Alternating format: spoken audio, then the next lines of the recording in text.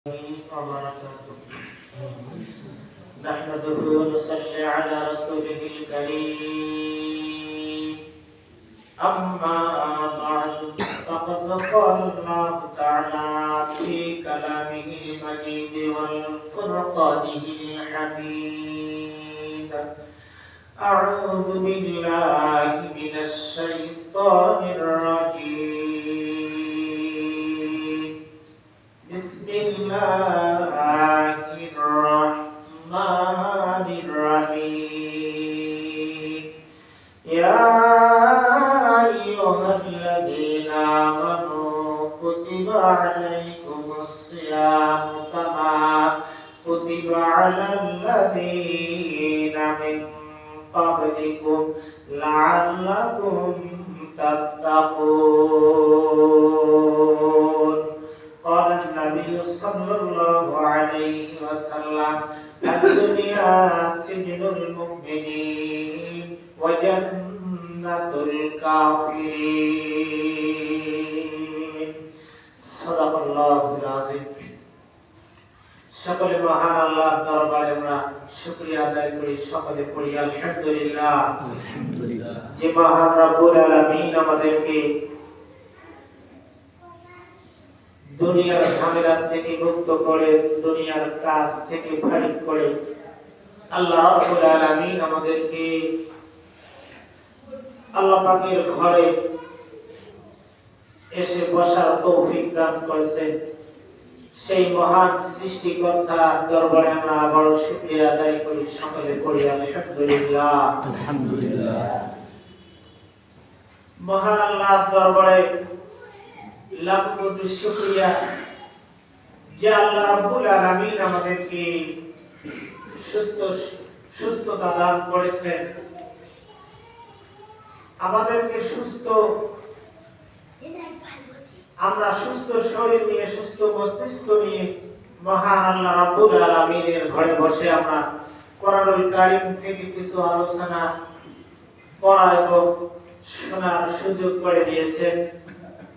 আল্লাহ রাব্বুল আলামিন বিনা দরখাস্তে বিনা দোয়ায় বিনা চাওয়ায়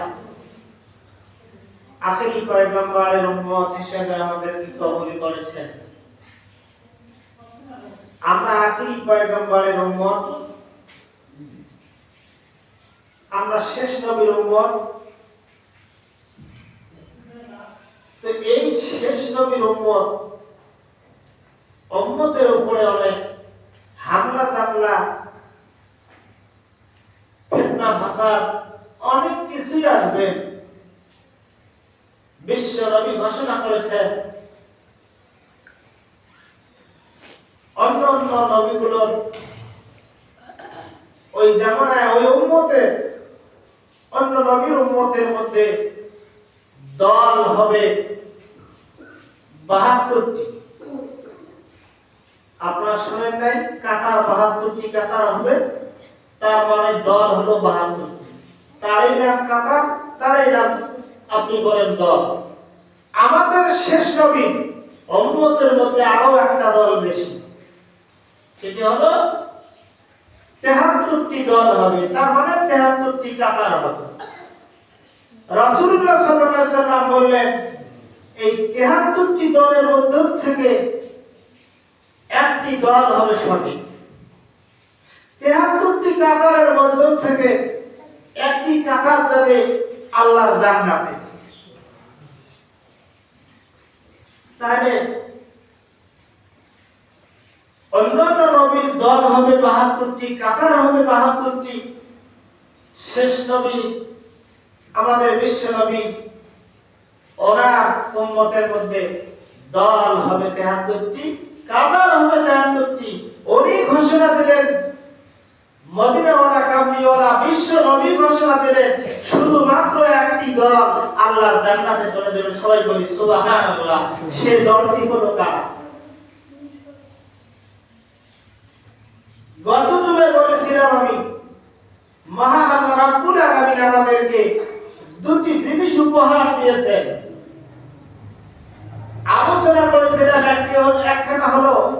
কোরআনুল কারীম নামক নূরের কিতাব আর একজন হলো বুরহান নামক নবী। আবার বলেন সুবহানাল্লাহ।